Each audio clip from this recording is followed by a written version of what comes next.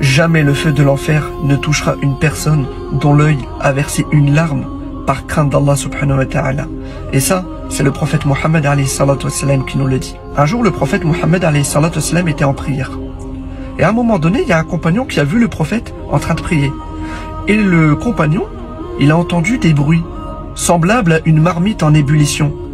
Et quand il a cherché à savoir d'où venaient ces bruits, et en fait, il s'est rendu compte que ces bruits étaient dus au fait que c'était le prophète Mohammed alayhi salatu wassalam qui était en train de pleurer dans sa prière. Là, on parle de qui? Là, on parle du meilleur des hommes. Là, on parle d'un homme à qui ses péchés passés et futurs lui étaient pardonnés. Là, on parle d'un homme à qui le paradis lui était promis. Là, on parle du meilleur homme qui ait porté cette terre.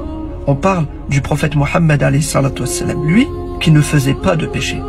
Et nous, où est-ce que nous en sommes par rapport à ces pleurs? Nous qui matin, midi et soir commettons péché sur péché. Aujourd'hui, vous savez, c'est la Coupe d'Afrique des Nations. Et il y a des personnes qui pleurent, vous savez pourquoi? Elles pleurent parce qu'elles entendent leur hymne national résonner. Et qu'est-ce qui se passe? Leur peau se met à frissonner. Il y a des personnes qui pleurent parce que leur équipe a marqué un but. Il y a des personnes qui vont pleurer, pourquoi? Parce que leur équipe va gagner la Coupe d'Afrique. Alors que cette Coupe d'Afrique, elle ne va rien leur apporter dans leur vie. Mais à côté de ça, on a un paradis qui nous est promis, on a un enfer qui nous est banni, si on pleure par crainte d'Allah subhanahu wa ta'ala, mais on est incapable de pleurer pour la chose la plus importante, qui est le paradis.